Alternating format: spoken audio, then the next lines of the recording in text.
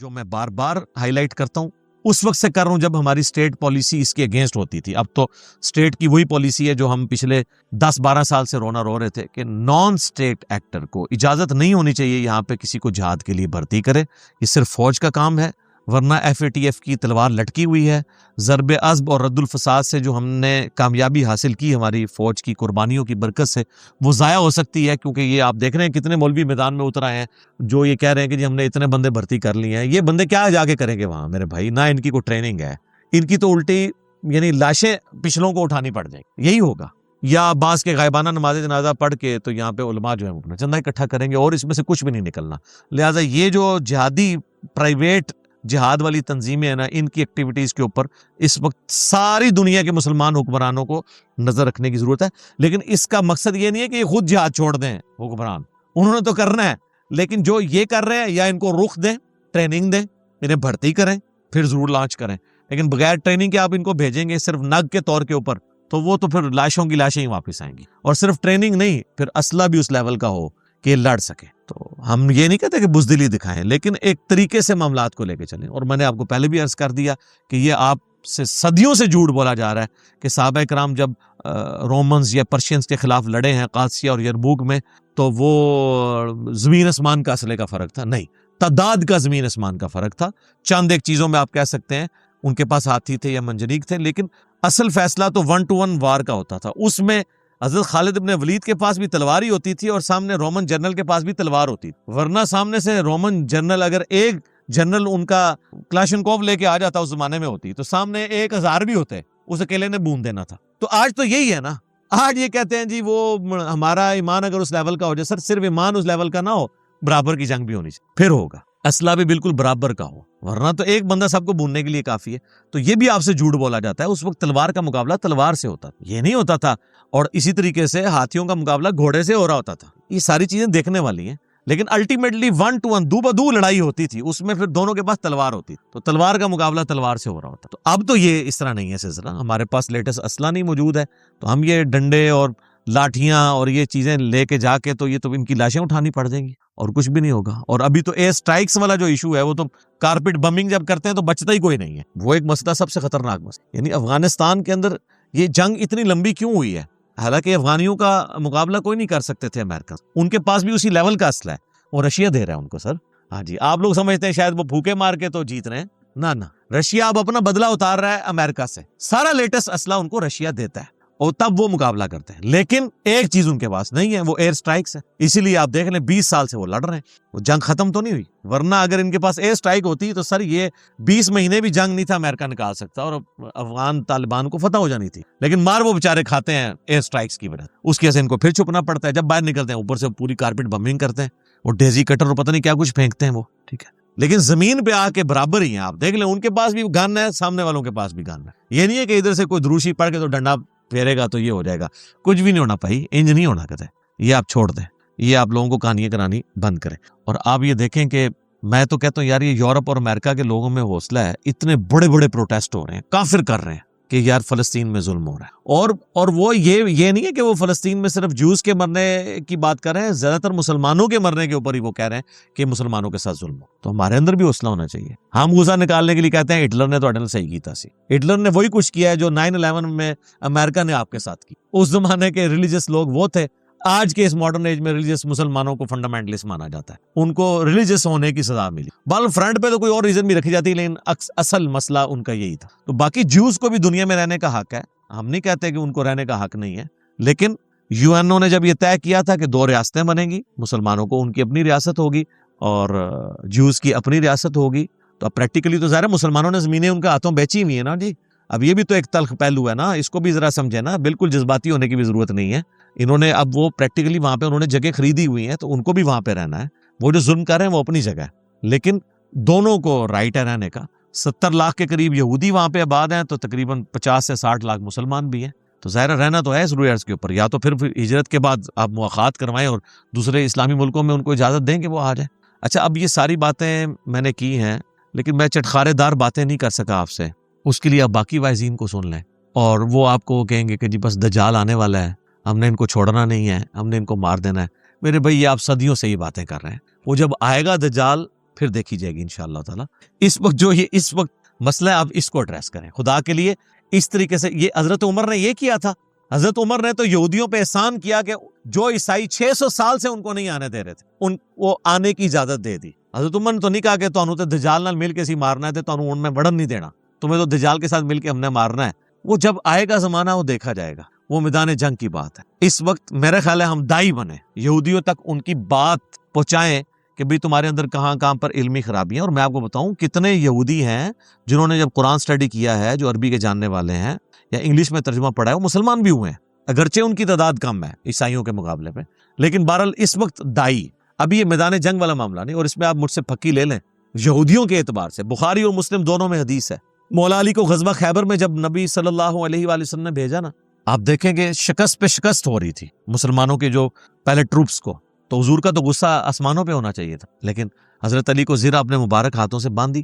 حضرت علی کو آپ نے نصیحت کی کہ علی پہلے جا کے انہیں دعوت دیں، میدان جنگ میں بھی ان کو کہنا کہ اسلام قبول کرو، اگر تیری وجہ سے ایک بندے کو بھی ہدایت مل گئی تو تیرے لیے سرخ اونٹوں سے بہتر ہے، یعنی جس کو آپ V8 کہتے ہیں آج کے زمانے میں۔ V8 لے کے نہیں دے دی تھی حضرت علی کو حضور نے، یعنی گویا کہ وہ ملنا ہے جیسے ایک دنیا دار کو آخرت کی V8 آپ کو۔ تو نبی الاسلام میدان جنگ میں بھی یہودیوں کے خلاف غزوہ خیبر، وہ خائن یہودی جنہوں نے حضور کو مدینہ شریف میں تنگ کیا، پھر آپ کو تنگ آ کے نبی الاسلام نے یعنی آپ صلی اللہ علیہ وآلہ وسلم نے ان کو مدینہ شریف سے نکال دیا، وہ خیبر میں واد ہو گئے۔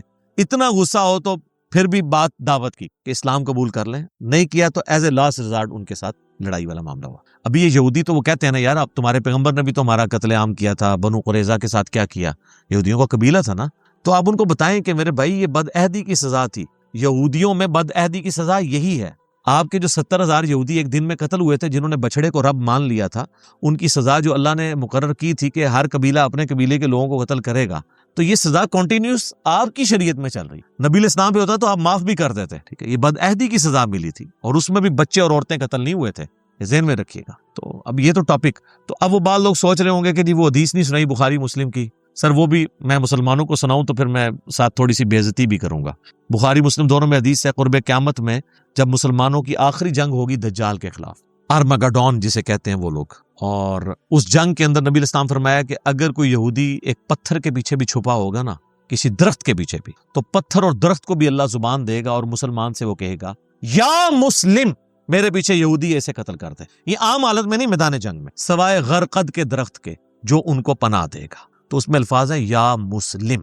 تو یہاں آپ کسی جتنے یہاں پہ مسلمان ہیں ان کو ذرا کہہ کے دیکھیں نا، آپ کسی مسجد میں بریلویوں کی جائیں اور کہیں کہ جی یہ کس کی مسجد ہے، وہ کہے گا بریلویوں کی، تو اس کو پوچھیں آپ کون ہے، وہ کہے گا میں بریلوی، اور آگے سے وہ آپ کو پوچھے آپ کون ہے تو آپ کہیں میں مسلمان ہوں، تو دیکھیں اس کی تیوری کیسی چڑھتی ہے۔ وہ کہے گا میں کافر ہوں، بھئی اگر تو کافر نہیں ہے مسلمان ہی ہے تو تو اپنے آپ کو مسلم کیوں نہیں کہتا؟ اس دن سے پہلے کہہ دے کہ جس دن تجھے پتھر نے بھی اور درخت نے بھی کہنا ہے، اور تو نے اس وقت تو نے نہیں ماننا جب تک تجھے سنی شیعہ بریلوی دیوبندی حنفی شافی مالکی کہہ کے نہ بلایا جائے، یا تو نے سمجھنا ہے کہ انجینئر صاحب کی کوئی ویڈیو چل گئی ہے پیچھے سے۔ تو یہ حدیثیں پھر جب سنائیں گے اس کے ساتھ تلخ چیزیں یہ جڑی ہوئی ہیں، پھر یہ بھی سنیں آپ۔ حیات مسیح اور نزول مسیح کے اوپر میری ویڈیوز ہیں، اس میں دجال کا جو قتل صحیح مسلم میں ہے، مقام لد پہ حضرت عیسیٰ علیہ السلام اسے قتل کریں گے۔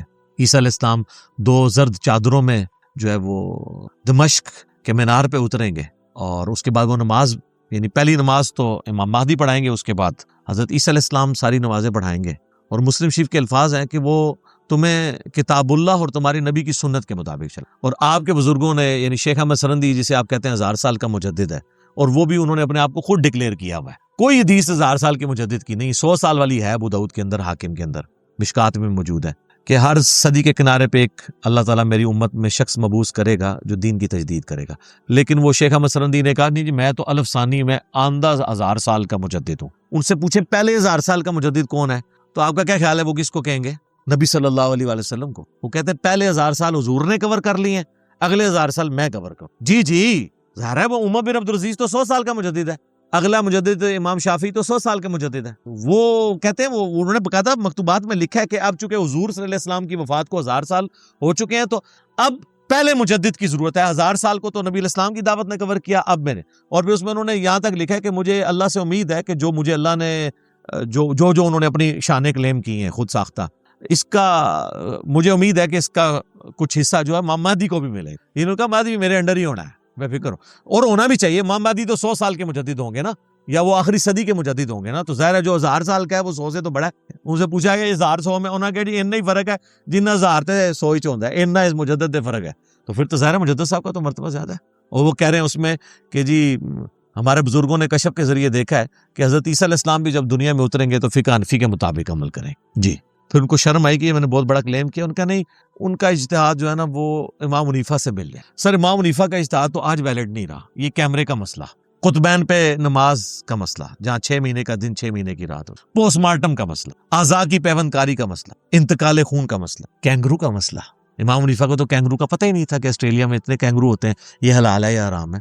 تو اجتہاد تو اسلام کی خوبصورتی ہے, تو انہوں نے ان کے ساتھ جوڑا ہوا ہے. تو حضرت عیسیٰ علیہ السلام کو بھی ان کے انڈر کر دیا ہوا ہے کہ جی وہ فقہ حنفی کے مطابق, وہ بھائی صحیح مسلم میں وہ تمہیں اللہ کی کتاب اور اس کے نبی کی سنت کے مطابق. That's all. تو اللہ کا شکر ہے میں یہ مسلم کی وجہ سے بحث کی ہے کہ مسلم بن جائیں. اس دن سے پہلے مسلم بن جائیں جس دن آپ کو مسلم بننا پھر فائدہ کوئی نہیں دے گا, بلکہ آپ کو تو وہ دجال کے بھی آتا ہے نا بخاری مسلم میں کہ ماتھے کے اوپر کافر لکھا ہوگا لیکن ایبریویشن میں لکھا ہوگا, کاف فا را یا کاف فا الف را دونوں بھی ہو سکتے ہیں, کھڑی زبر ہوتا ہے. تو میں اکثر کہتا ہوں یہ کاف سے کشف پڑھ لیں گے, الف سے الہام پڑھ لیں گے, فا سے فیض پڑھ لیں گے, اور را سے روحانیت پڑھ لیں گے, اور کہیں گے یہی سب سے بڑے بزرگ ہیں. دیکھو یہ تو بارش برسا رہے ہیں, زمین سے سبزہ اگا رہے ہیں, ان سے بڑا کون بزرگ ہوتا ہے. لوگ کہتے ہیں ہم پہچان لیں گے. سر اس طرح نہیں پہچانا جا سکتا جب تک آپ شعبدہ بازیوں سے نکل کے کتاب و سنت کے راستے پہ نہیں آ جائیں گے. یعنی کہ دوسرے الفاظ میں, مرنے سے پہلے اے مسلمان کر لے اس پہ غور, کتابوں کا خدا اور ہے, بابوں کا خدا اور, باب خدا اسی کو مانتے تھے لیکن ان کوالٹیز کے ساتھ نہیں جو آسمان سے نازل ہوئی تعلیمات یعنی کتاب اور سنت اور احادیث کی کتابوں میں موجود ہے. تو ہم تو صرف آپ کو جھنجھوڑ سکتے ہیں. انشاءاللہ ایک دن آئے گا, امید ہے اگر آپ نے یہ ہماری نصیحت لے لی اور آپ کے زمانے میں دجال آ گیا اور عیسیٰ علیہ السلام کی صحبت ہمیں نصیب ہوئی, امام مہدی کی صحبت نصیب ہوئی, تو اگر آپ نے زندگی میں ایک دفعہ نعرہ لگایا ہوا نا کہ نہ میں وابی نہ میں بابی, میں ہوں مسلم علمی کتابی, تو جب جناب غرقد کے درخت کے سوا باقی درخت اور پتھر آواز دیں گے تو آپ کو آواز بھلی معلوم لگے گی انشاءاللہ, اور آپ اپنے آپ کو مسلم سمجھتے ہوئے فخر محسوس کریں گے. باقی اس کے لیے نبی الاسلام کا ایک وظیفہ میں اینڈ پہ بتاتا ہوں. دجال پہ میری کئی ایک ویڈیوز ریکارڈڈ ہیں, نزول مسیح کے اوپر بھی, ہر ٹاپک میں موجود ہے. آج کا ٹاپک چونکہ نہیں تھا, صحیح مسلم میں حدیث ہے جو سورۃ الکہف کی پہلی 10 آیات یاد کر لے گا تو اللہ اسے دجال کے فتنے سے بچا لے گا. تو یاد اسی صورت میں ہوں گی, روزانہ کم از کم ایک دفعہ پڑھ لیں تو خود بخود آپ کو یاد ہونا شروع ہو جائے گا. باقی یہ جو علماء جو ہے نا وہ قیامت کی نشانیوں کو اس سے جوڑ کے, قیامت تو ہم پچھلے 400 سال سے بنائے بیٹھے ہیں, ٹھیک ہے. لوگ تو پہلے کہتے تھے 1000 سال سے اوپر ہی امت جائے گی نہیں. آپ پرانے زمانے کے بزرگوں کی بھی کتابیں دیکھیں نا تو وہ آپ کو لگے گا بس قیامت آئی کیا آئی. فی الوقت جو گیون سرکمسٹانسز ہے نا اس میں جو ہے نا وہ آپ اس طرح, مجھے لوگ کہتے ہیں قیامت کی نشانیوں پہ ویڈیو ریکارڈ کرائیں. جی قیامت کی سب سے بڑی نشانی ہے نبی علیہ السلام کا دنیا میں آنا. جی صحیح مسلم میں حدیث ہے, میں اور قیامت اس طرح ساتھ بھیجے گئے ہیں جیسے یہ 2 انگلیاں, درمیان والی انگلی اور شہادت کی انگلی نبی علیہ السلام نے جوڑی. یعنی نبی علیہ السلام کی بعثت ہی قیامت کی خبر ہے. جی قرآن میں بھی ہے نا سر, اقتربت الساعہ وانشق القمر, قیامت قریب آ گئی اور چاند 2 ٹکڑے ہو گیا. نبی علیہ السلام کے زمانے میں جو چاند 2 ٹکڑے ہوا تو اللہ نے کہا یہ قیامت کے قریب آنے کی نشانی ہے. ظاہر ہے جی اتنی لمبی انسانی تاریخ میں ہزاروں انبیاء آئے ہیں, ان میں جب آخری پیغمبر آئے گا تو قیامت کی نشانی ہوگا نا. یعنی نبی علیہ السلام کے بعد اب کوئی نبی نہیں آنا, حضرت عیسیٰ نبی امتی کی حیثیت سے آنا ہے. تو حضور کی بعثت خود جو ہے وہ قیامت کی نشانی ہے. باقی وہ جو نشانی ہے جو چھوٹی چھوٹی جوڑتے ہیں اور وہ ضرب تقسیمیں لگاتے ہیں, کبھی یاجوج ماجوج کو لے کے بیٹھ جاتے ہیں, کبھی کچھ لے کے بیٹھ جاتے ہیں. سر جو کام کرنے والا ہے وہ یہ ہے کہ آپ دین پہ چلیں اور جو بیسک دین ہے یہ لوگوں کو سکھانے کی کوشش کریں. تو باتیں تو میں بہت ساری کر سکتا تھا لیکن میں نے کوشش کی ہے کہ میں ایک بلیو پرنٹ آپ کے سامنے اس حوالے سے کاؤنٹر نیریٹو کی شکل میں رکھ دوں. اللہ تعالیٰ سے دعا ہے جو حق بات میں نے کہی اللہ تعالیٰ ہمارے دلوں میں راسخ فرمائے. اگر جذبات میں میرے منہ سے کوئی غلط بات نکل گئی تو اللہ تعالیٰ ہمارے دلوں ہی سے محو کر دے, اسے دھو بھی دے, ہمیں معاف بھی فرما دے, ہمیں کتاب و سنت کی تعلیمات پر عمل کر کے دوسرے بھائیوں تک پہنچانے کی توفیق عطا فرمائے.